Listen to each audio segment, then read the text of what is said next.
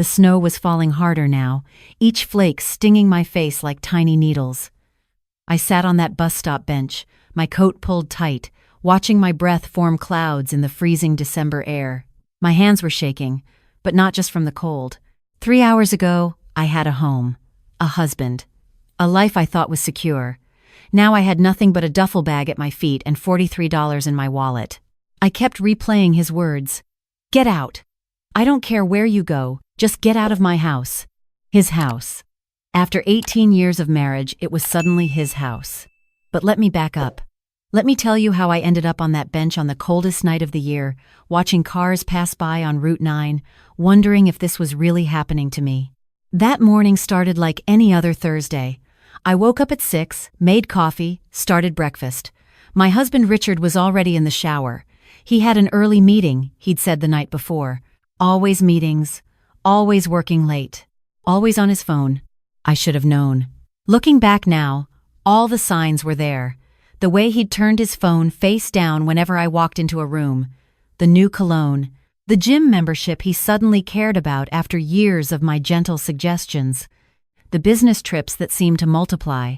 But I was 57 years old, and I'd spent the last 18 years being a good wife. I managed his household. I hosted his dinner parties. I made sure his shirts were pressed and his favorite meals were ready. I'd given up my career in hospitality management when we got married because Richard said he made enough for both of us. He said he wanted me home. He said it would be better that way. I believed him. That afternoon, I was putting away laundry in his office when his iPad lit up on the desk. A message preview. Just a few words, but they were enough. Can't wait to see you tonight, baby. Hotel room is booked. Wear that red thing I like. My hands went numb. The stack of folded shirts slipped from my arms and scattered across the floor. I stood there, staring at that screen until it went dark again. Then I picked up the iPad. I wish I hadn't. But I did. The messages went back months. Photos, plans, promises. Her name was Ashley. She was 29. She worked in his office. They were going to Bermuda together next month for a conference. I was sitting on the floor of his office, surrounded by his shirts, when he came home early. He found me there, his iPad still in my hands, tears streaming down my face. He didn't apologize. He didn't try to explain. He just got angry. You went through my private messages? You invaded my privacy? I couldn't believe what I was hearing. Richard, you're having an affair. Don't be so dramatic, Margaret. You're making this into something it's not. There are pictures. There are hotel reservations. You told her you loved her. His jaw tightened. You know what your problem is? You've become boring. You don't work. You don't do anything interesting. All you do is sit around this house all day. Ashley, she has ambitions. She has goals. She makes me feel alive. Each word was like a slap. I stood up, my legs shaky. I gave up my career for you. You asked me to. I didn't ask you to turn into this, he said, gesturing at me like I was something distasteful. Look at yourself. When was the last time you even tried? I looked down at my jeans and sweater. What was wrong with what I was wearing? This was my home. I was doing laundry. What was I supposed to be wearing? I want a divorce, I said quietly. He laughed. Actually laughed. Fine, great. But you're not getting a dime. This house is in my name. The car is in my name.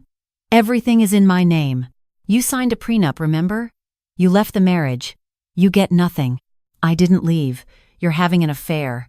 Prove it, he said. Those messages could mean anything. Besides, you're the one who wants the divorce. That makes you the one leaving. He looked at his watch. I'm meeting Ashley for dinner in an hour. I need to shower and change. I want you out of here before I'm done. Richard, it's December. It's snowing. Where am I supposed to go? Call your sister. Call your parents. I don't care. Just be gone. My sister. My parents. I hadn't spoken to them in 2 years, not since they'd made it clear they thought I'd married beneath myself and was wasting my college education playing housewife. We'd had a fight at Thanksgiving. They said I was letting Richard control me. I said they didn't understand.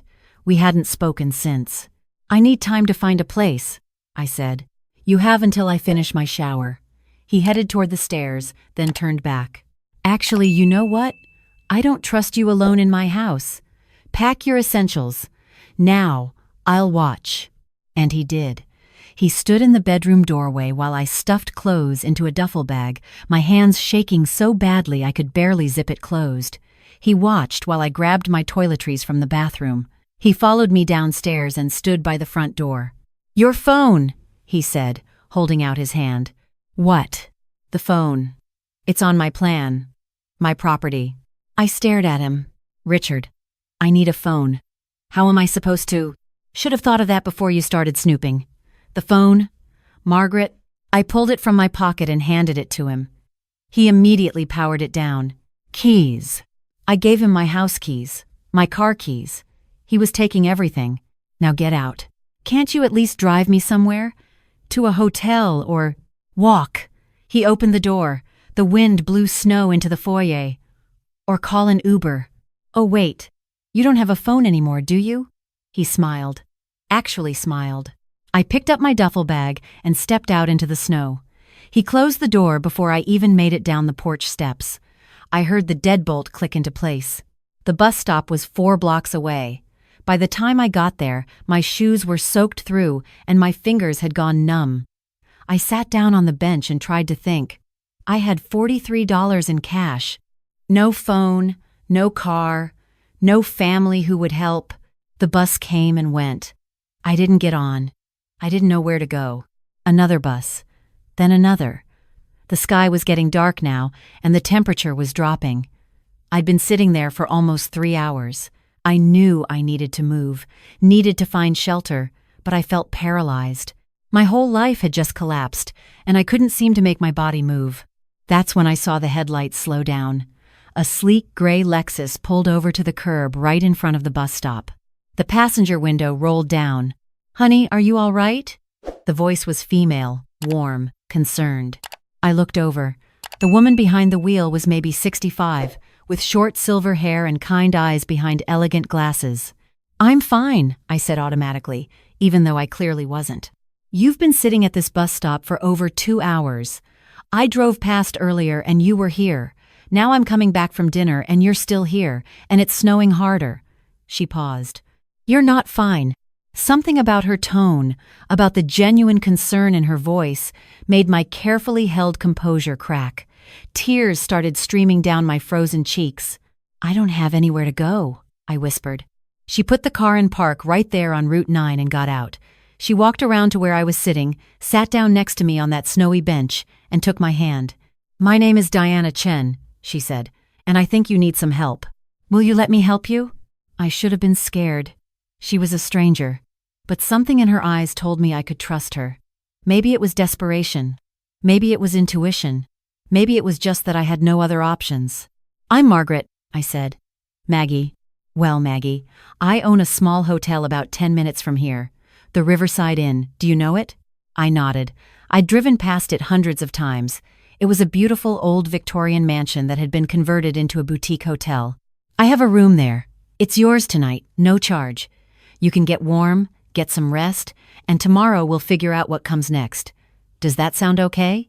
I couldn't speak. I just nodded. She helped me to my feet, took my duffel bag, and opened the passenger door of her Lexus. The heated seats felt like heaven. She turned up the heat and handed me a tissue from her purse. "We're going to get you warmed up," she said gently. "Everything else can wait." The Riverside Inn was even more beautiful on the inside than I'd imagined. Rich wood paneling, elegant light fixtures, fresh flowers on every surface. Diana led me through the lobby, past a crackling fireplace, and up the stairs to the second floor. "This is the Rose Room," she said, unlocking a door. "It's my favorite." The room was stunning. A 4-poster bed with soft linens, a window seat overlooking the river, a bathroom with a clawfoot tub. It was warm and beautiful and safe. "Why are you doing this?" I asked. Diana smiled sadly. "Because 20 years ago, someone did the same thing for me. I was sitting in a parking lot in the middle of winter, crying in my car, with nowhere to go. A stranger helped me, gave me a job, gave me a chance to rebuild. She saved my life, in a way. I've been trying to pay it forward ever since." She set my duffel bag on the luggage rack. "There's a robe in the closet. Take a hot bath. There's a menu on the desk if you're hungry." Just dial 0 and the night manager will bring something up. Tomorrow, if you want to talk, I'll be here. If you just need time alone, that's fine too, but you're safe here, Maggie. You can stay as long as you need." After she left, I ran that bath as hot as I could stand it and soaked until my fingers pruned. Then I put on the plush robe and sat by the window, watching snow fall over the river, and let myself cry. Really cry. For the first time in hours, I wasn't cold. I wasn't scared. I was just sad. But underneath the sadness, something else was starting to grow. Something I hadn't felt in a long time. Anger. Richard had taken everything from me. My home, my security, my phone, for God's sake. He'd made me feel small and worthless and boring. He'd betrayed me and then made it seem like it was my fault. But sitting there in that beautiful room, warm and safe because a stranger had shown me kindness, I realized something. Richard hadn't taken everything. He hadn't taken me. I was still here. I was still Maggie, the woman who'd graduated top of her class in hospitality management, the woman who'd run the front desk at a major hotel for 6 years before Richard convinced her to quit, the woman who was capable and smart and strong. I'd just forgotten that woman existed. I slept better that night than I had in months. The bed was comfortable, the room was quiet, and for the first time in years, I wasn't lying next to someone who made me feel like I wasn't enough. The next morning, there was a soft knock on my door.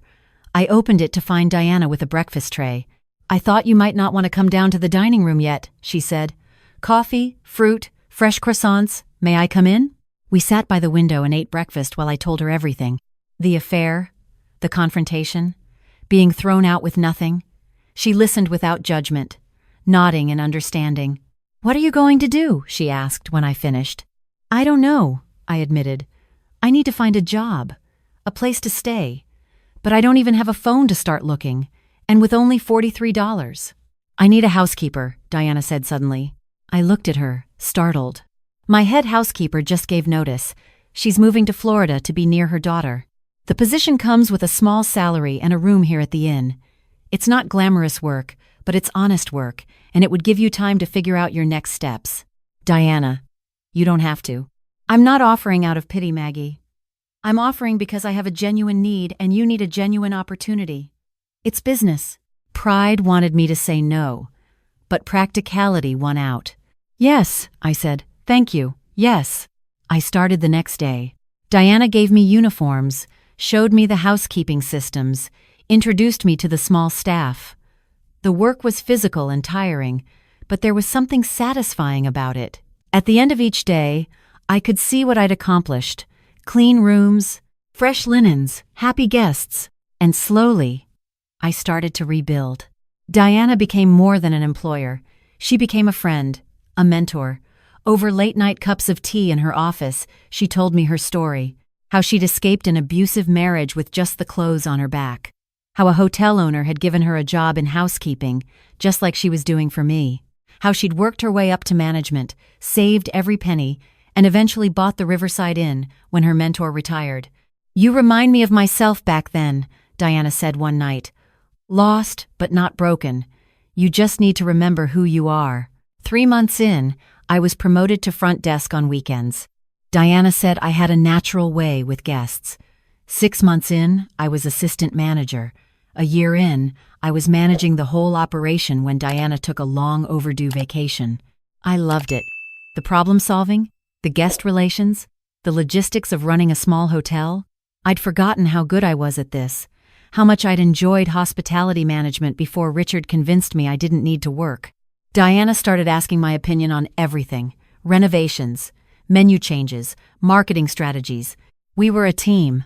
"You have a gift for this," she said one day. "You see things I miss. You think like an owner, not just an employee." 2 years after that snowy night at the bus stop, Diana called me into her office. "I want to talk to you about something," she said. "I'm getting older, Maggie. I'm 67 now, and I'm tired. I've been thinking about retiring, maybe moving to Arizona to be near my son. But I don't want to sell the Riverside to some corporate chain that will gut it and turn it into another generic hotel." She slid a folder across the desk. "I want to sell it to you." I stared at her. "Diana, I can't afford to buy a hotel. Look at the proposal. I opened the folder. She'd worked out a payment plan, a loan structure, everything.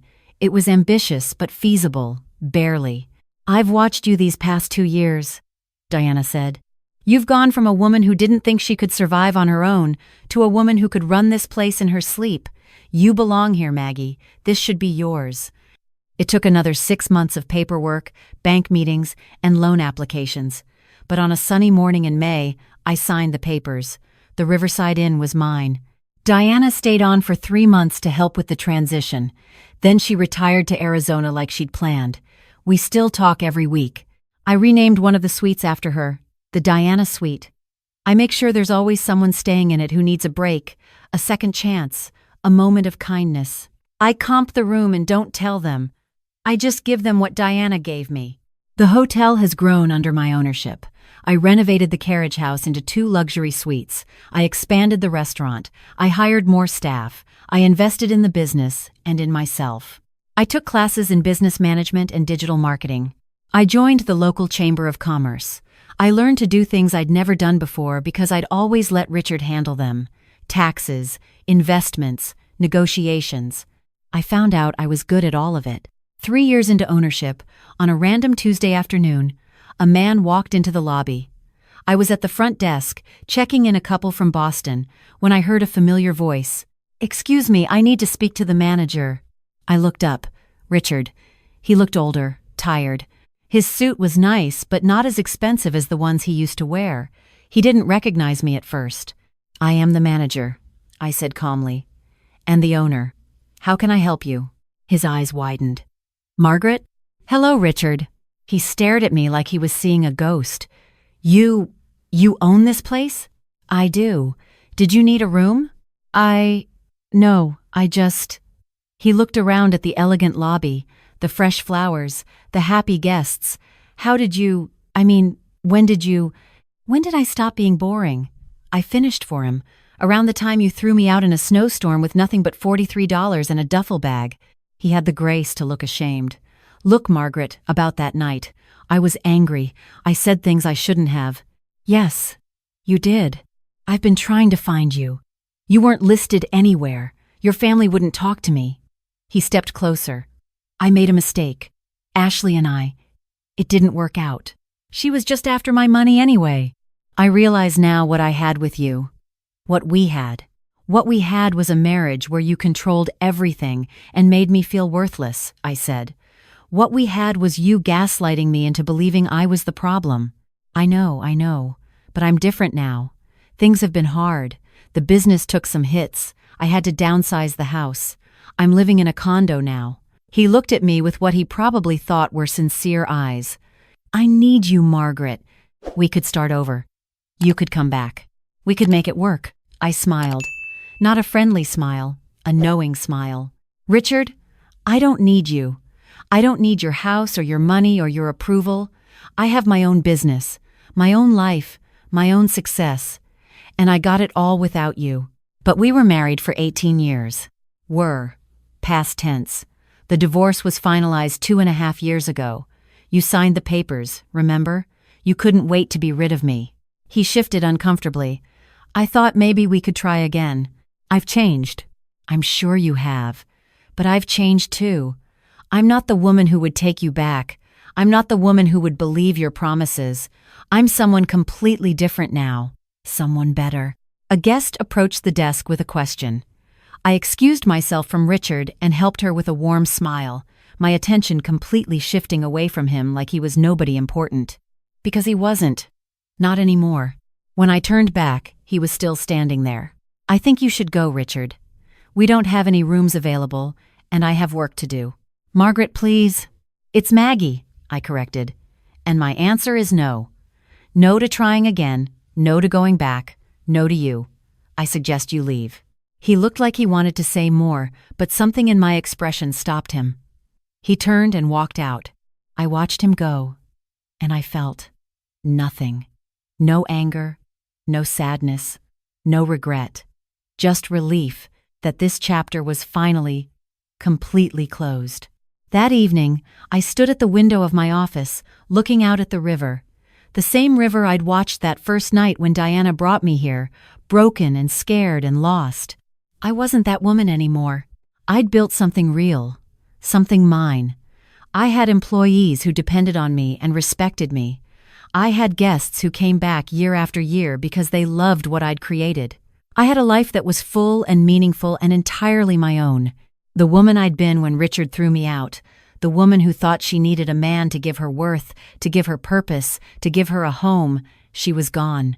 In her place was someone stronger, someone who knew her value, someone who understood that the only person you truly need is yourself. I picked up my phone and called my sister. We'd reconciled a year ago, slowly rebuilding our relationship. She answered on the first ring. "Hey," I said, "just wanted to hear your voice. Everything okay?" she asked. "Yeah," I said, watching the sunset reflect off the river. "Everything's better than okay. Richard showed up today." "What? What did he want?" "To get back together. He said he made a mistake." "Please tell me you told him to." I told him no. Calmly, clearly, and without a single regret. My sister laughed. "Good. You're worth 10 of him, Maggie. You always were. I'm glad you finally see it too." We talked for an hour. About everything and nothing. About her kids, about the hotel, about the life I'd built. When I hung up, I felt grateful. Not for Richard leaving me, but for everything that came after. For Diana's kindness.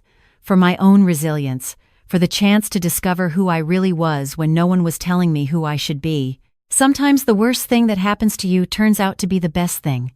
Not because the pain wasn't real, but because of who you become when you survive it. I survived. And then I thrived.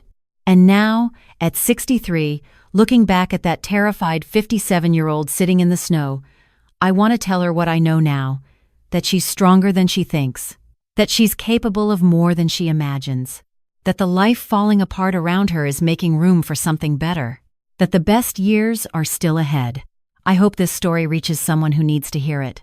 Someone sitting on their own metaphorical bus stop bench, thinking their life is over, thinking they have nothing left. You have everything you need. It's already inside you. Sometimes you just need the right person to remind you, the right moment to show you, the right crisis to reveal it. That snowy December night was the worst night of my life, and it was also the beginning of my best life. All because a stranger stopped her car and asked if I was okay. All because I said yes to help. All because I remembered who I was.